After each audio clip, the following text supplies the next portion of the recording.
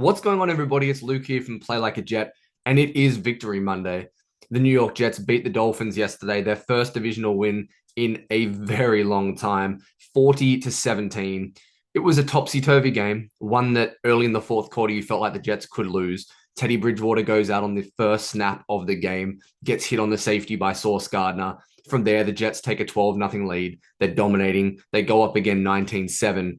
And then it just felt like the game was always there to lose, if that makes sense. But they did a phenomenal job closing the door in the fourth quarter. Zach Wilson was awesome. We'll get into all the stars of the game. But I wanted to start with the rookies. This rookie class has been phenomenal. Yesterday was no different. And it was the Breece Hall show. 197 yards from scrimmage, a touchdown, was tackled at the one twice.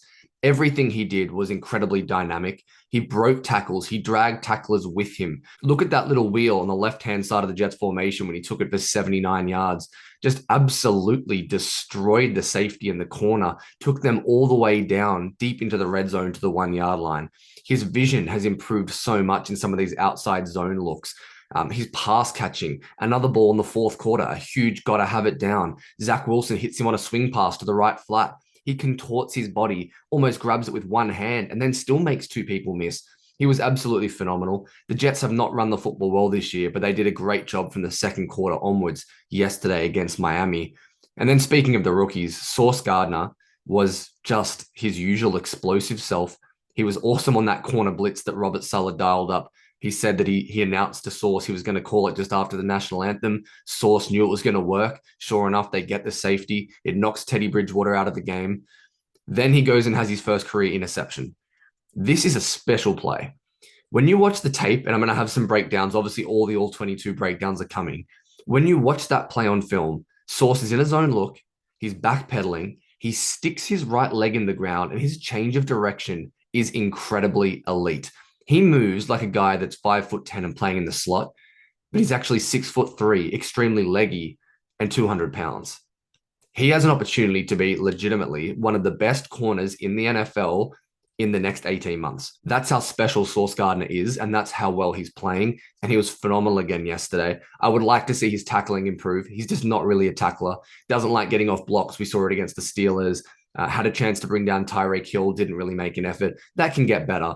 But what you want to see is you want to see Sauce Gardner covering these dynamic wide receivers, guys like Waddle and also Tyreek Hill. And he did a phenomenal job with DJ Reed in that respect. You had other flashes from the rookies too. Jermaine Johnson obviously got hurt, which was disappointing. But Garrett Wilson had 3 catches, made some people miss after the catch. Didn't have a huge opportunity, played under 50% of snaps. But that's going to happen sometimes for the Jets. They played a lot of 2 tight end packages. They ran the ball well. It wasn't Garrett Wilson's day, but it was still a fantastic effort from the entirety of the Jets rookie class, and they keep going from strength to strength.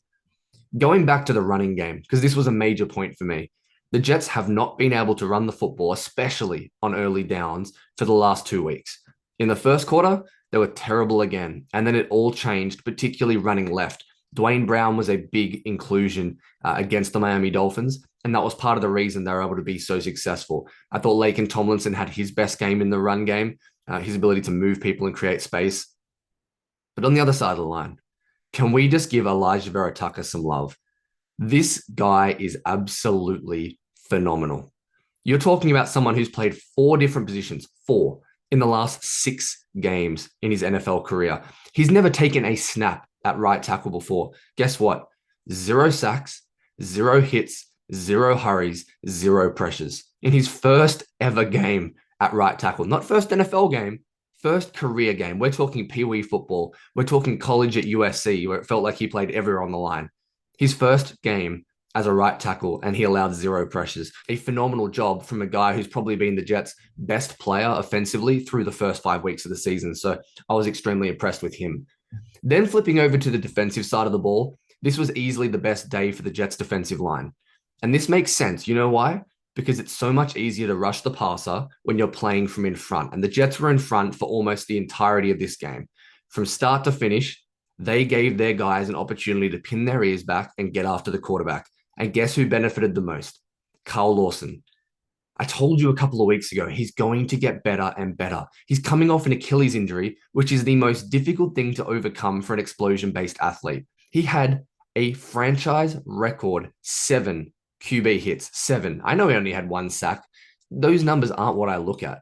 When you see a guy have 9 pressures and 7 QB hits, you know he was just monstrous all day. John Franklin Myers, he was the most disruptive he's been this season. I believe he had 7 pressures. He was everywhere. Had a half sack with Quinnen Williams. And let's talk about my guy again, because Quinnen Williams is legitimately one of the best 3 interior defensive linemen in the world right now. That's the level he's playing. PFF grade 88.8. Third in total QB hits among his position. Tied for first in sacks among interior defensive linemen. He is doing a phenomenal job, and he is playing at a level that we have not seen from a Jets lineman maybe in our last 20 years. It was so much fun seeing him scoop and just throw Tyreek Hill to the side. That was absolutely awesome. The big takeaway is when you play from in front, your defensive line is going to have an opportunity to do a better job. So they were my main takeaways from the Jets win. The things they need to improve, they need to get better either side of halftime.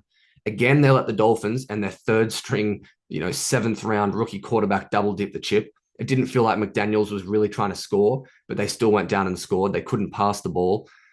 It is a factor that Bridgewater didn't play, but you have to take the positives. This team is 3-2. They're 2-2 with Zach Wilson, who I haven't even mentioned in this video yet.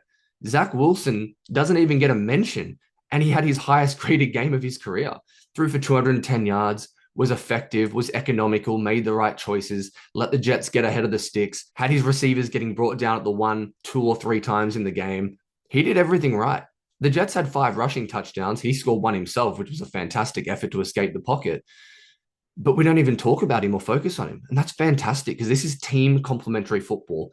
For the first time since they drafted him, the Jets lived up to what they said on draft night. They lifted Zach Wilson up. He was able to just be a complementary piece, not the piece. It wasn't on Zach Wilson. But in saying that, in the last 2 games, in the fourth quarter, Zach Wilson has had 5 straight touchdown drives with this Jets offense. Guys, there's so much to be excited about. If we can beat the Packers next week and move to 4-2, you can start thinking realistically about playoff football.